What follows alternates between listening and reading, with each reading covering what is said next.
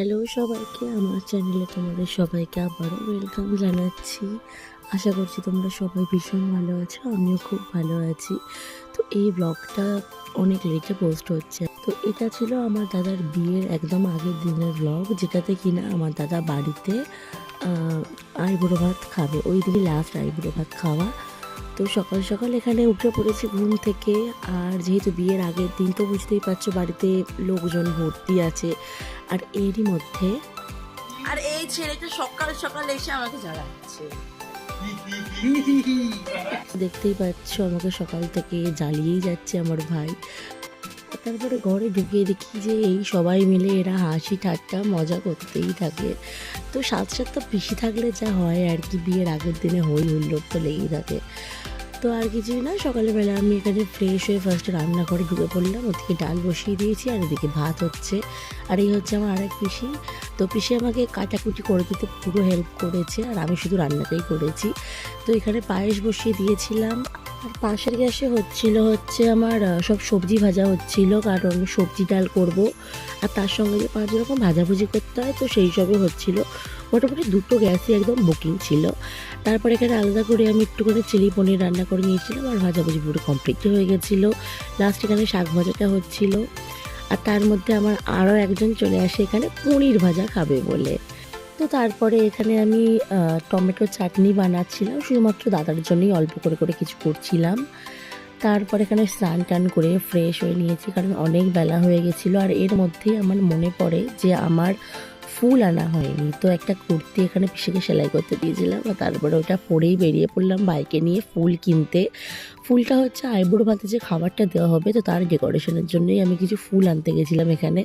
তো তারপরে ফুল টুল নিয়ে বকবক করতে ফিরেছিলাম বাড়ি।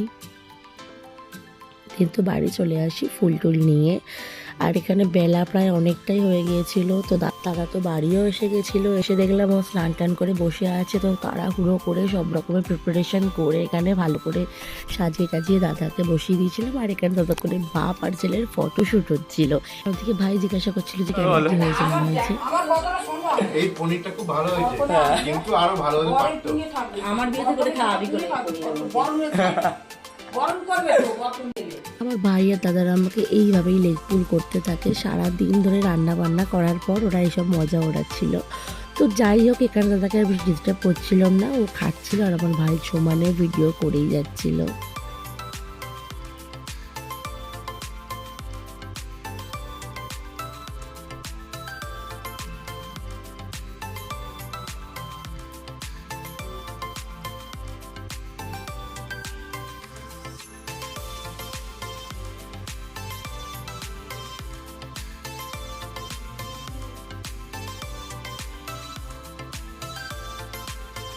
তো দাদার খাওয়া দাওয়া হওয়ার পর লাস্টে আমি খেতে বসেছিলাম। বাদ বাকি সবাইরই মোটামুটি খাওয়া দাওয়া হয়ে গেছিলো। আমি আর আমার বাবা খেতে বসেছিলাম এখানে।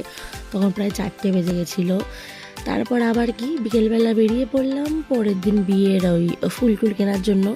কারণ দাদার তো ছিল গোধূলি লগ্নে বিয়ে, আর যেহেতু দাদার শ্বশুরবাড়িটা অনেকটাই দূর, তো আমাদের দুপুরের মধ্যেই বেরিয়ে যেতে হতো। তো সময় আর পেতাম না, তার জন্য চলে গেলাম ফুল টুল কিনতে। আর মনের মতন ফুল তো পেয়েও যাই, কিন্তু হ্যাঁ, ফুলের এত দাম শুনে তো মাথায় হাত হয়ে গেছিলো, কারণ বিয়ের সিজন চলছিল, তার জন্য ফুলের প্রচুর দাম ছিল। তো তারপরে তোমাদের আরেকটু দেখিয়ে দিই, এটা হচ্ছে আমাদের রিসেপশনের জায়গা, যেটা পুরোপুরি ডেকোরেশন করেছে আমার বাবা নিজে। প্রত্যেকটা জিনিস বাবা নিজের মনের মতন করে করেছিল। তারপর বাড়ি ফিরে দেখছি বাড়ি এখানে জমজমাট, মোটামুটি সবাই এসে গেছিলো। যে কটা পিসি বাকি ছিল আসার, তারা সবাই এসে গেছিলো। আর তারই মধ্যে বিয়ে বাড়ি বলে কথা, বাড়িতে লাইটিং হবে নাকি, হতে পারে।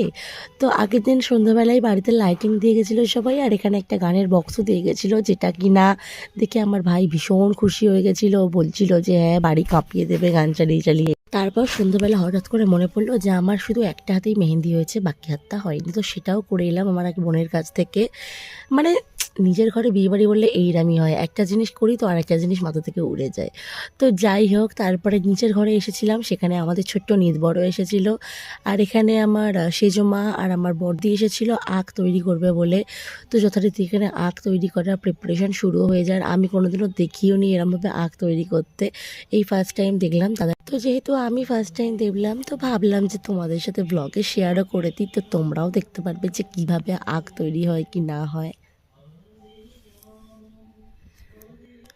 আর আগের থিমটা হয়েছিল হচ্ছে সিঁদুর কৌটো, আর আরেকটা বেশ কি ছিল, শাখা পলা, আর হচ্ছে কুলো, মানে কুলোর মধ্যে আর কি শাখা পলা, সিঁদুর কৌটো এগুলো থাকবে।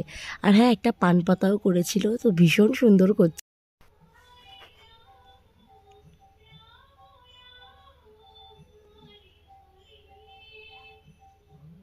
তো এখানে পুরোপুরি আখ তৈরি, আর আমার এত ভালো লাগলো এটা দেখে।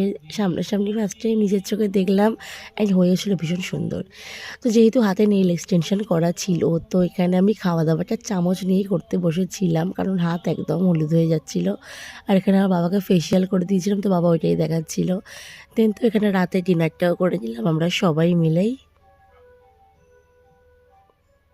এখানে আর একজন ফেসিয়াল করে তো পুরো চোখ মুখ বন্ধ করে রেখে দিয়েছিল।